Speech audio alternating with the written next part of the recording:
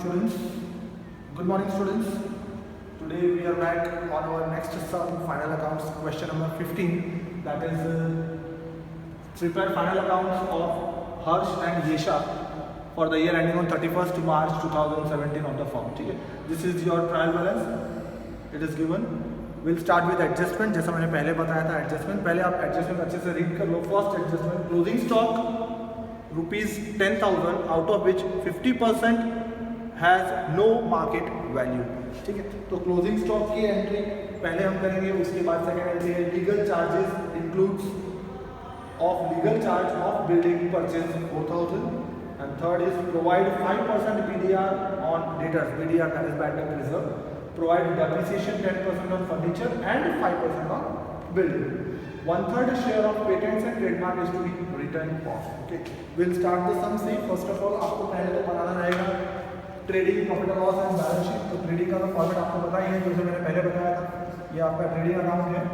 For example ये आपका profit and loss account and ये आपका होगा balance sheet as well as partners capital account भी आता है. Partners capital account. Yesha and Harsha are the partners. Yesha and Harsha. First adjustment जैसा आपने देखा, first adjustment it was closing stock of 10,000. Closing stock of 10,000 out of which 50% market has no value. सबसे पहले आप trial balance में आप चेक करोगे where is your closing stock. See, trial balance में आप चेक करोगे ओपनिंग स्टॉक दिया हुआ है एज वेल एज बाकी डिटेल्स है. ट्रायल बैलेंस के अंदर stock of goods, opening stock, सारी चीजें दी है. क्लोजिंग स्टॉक 10,000 का 50% मार्केट वैल्यू कम है. ठीक है, बैलेंस शीट में asset side first entry balance sheet asset side इधर आप लोगों ने क्लोजिंग स्टॉक अमाउंट 10,000. ठीक है, उसमें से minus 50% has no value because 50% less था तो उसे हम माइनस कर देंगे. 50% 10,000 का होता है 5,000.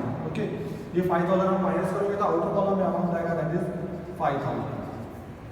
क्लियर, ये क्लोजिंग स्टॉक है. इसका सेकंड इफेक्ट आएगा क्लोजिंग स्टॉक का, जैसा कि आप लोगों को पता है ट्रेडिंग अकाउंट में credit side closing stock and amount 5,000.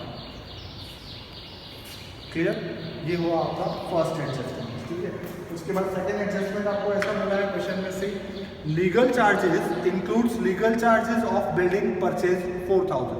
तो आप पहले क्वेश्चन में चेक करोगे लीगल चार्जेस कहाँ है. ये रहा आपका लीगल चार्जेस है. लीगल चार्जेस की वैल्यू दी हुई है 6,500.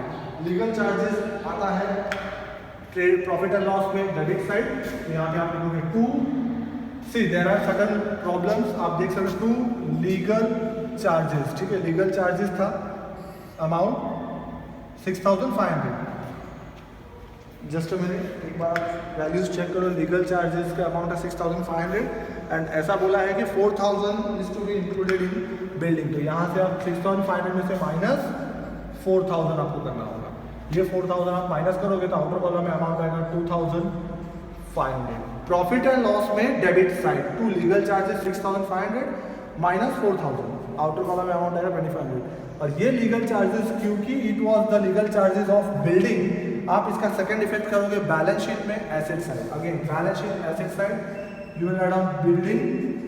ओके, और बिल्डिंग की वैल्यू क्वेश्चन में चेक करोगे तो क्वेश्चन में आपको बिल्डिंग की वैल्यू ऑलरेडी लिखा होगा building,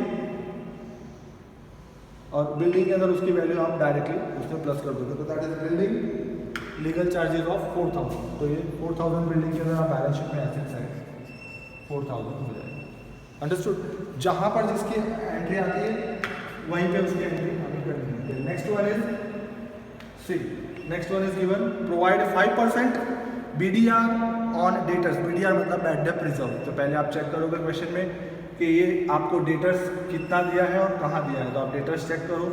that is balance sheet में asset side receivables and payables, these are known as debtors. Again दूसरा नाम लास्ट कल वाले सब में मैंने बताया था कि रिसीवेबल्स होता है तो उसे डेटर्स बोलते हैं और पेएबल्स होता है उसे क्रेडिट. तो यहाँ पे रिसीवेबल्स दिया हुआ है अमाउंट 31,000. तो बैलेंस शीट में एसेट साइड आप लिखोगे 31,000, बैलेंस शीट के अंदर एसेट साइड अगेन यहाँ पे आप लिखोगे receivables 31,000 and minus BDR 5%.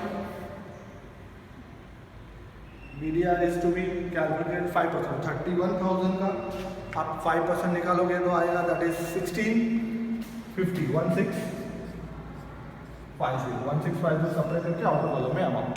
Okay, इसका सेकंड इफेक्ट सबको पता है, trading account profit and loss में debit side to bad debts trial balance का अमाउंट प्लस BDR आप प्लस करोगे उसकी एंट्री आउटर कॉलम में आ जाएगी. ठीक है, दीज आर द सम्स. और नेक्स्ट एडजस्टमेंट है again depreciation 10% on furniture and 5% on building. Simple adjustment है. फर्नीचर का अमाउंट आप चेक करोगे 3000, उसके ऊपर 10% डेप्रिसिएशन निकालना है. प्रॉफिट एंड लॉस में डेबिट साइड आता है, सेकंड इफेक्ट उसका. ठीक है, और उसके बाद सेम है बिल्डिंग का भी है. क्वेश्चन में बिल्डिंग आपको मिलेगा, दैट इज बिल्डिंग गिवन 46,000 के साथ आप लीगल चार्जेस जो था वो प्लस किया, उसके बाद उसके हिसाब से आपकी एंट्री आ जाएगी. ठीक है, बिल्डिंग की भी एंट्री आप इसी तरीके से कर सकते हो. Next one is trades and payables is return of 1/3 trade and payables. पहले आप यहाँ पर चेक करोगे ट्रेड्स दिया होगा, that is trade patents and trademarks. तो पेटेंट्स एंड ट्रेडमार्क का वैल्यू पेटेंट्स एंड ट्रेडमार्क 2700. ठीक है, patents and trademark 2700. Trading balance sheet में एसेट साइड आप लोगे 2700 patents and trademark divide by 3 क्योंकि 1/3 है. लास्ट वाले सम में भी था डिवाइड बाय 4 किया था क्योंकि वो 4 था इसीलिए. ठीक है, 1/3 है तो 3 से डिवाइड करने का, 1/4 है तो 4 से डिवाइड, उसको डिवाइड करके उसकी वैल्यू आप लिखोगे प्रॉफिट एंड लॉस में डेबिट साइड. इस तरीके से आपके 5 एडजस्टमेंट्स हैं. पांचों एडजस्टमेंट्स खत्म होने के बाद आप ये ट्रायल बैलेंस सॉल्व करोगे, जिसकी जो एंट्री बची है वो entry, for example opening stock बचा होगा ट्रेडिंग अकाउंट में debit side as well as goods return account. Goods return there are 2 amounts are given. Goods return 7,500 and 5,000. ये दोनों के अमाउंट की एंट्रीज कैसे होगी? गुड्स रिटर्न एक है आपका सेल्स रिटर्न और दूसरा है आपका पर्सनल रिटर्न, वो आप डेबिट में. वेजेस पता ही है कहाँ पर वेजेस ट्रेडिंग अकाउंट में डेबिट साइड, तो ये वेजेस की एंट्री हो जाएगी. दैट इज उसके बाद आप ये पूरा सम कंप्लीट कर सकते हो एंट्रीज करने के बाद. ये सारी एंट्रीज होने के बाद आप बैलेंस शीट टैली करोगे, you will get your sum tally. If there is any doubt regarding this sum also you can contact me as usual. Please try to complete your question number, this is 15. After completing your question number 15, you can go ahead for question number 16 also. 15 and 16 are same. आप देख सकते हो 16 की भी adjustment same ही है जो मैंने बताया, वही एडजस्टमेंट है, तो उसके बेसिस पे आप ये सम कंप्लीट कर सकते हो. Thank you very much.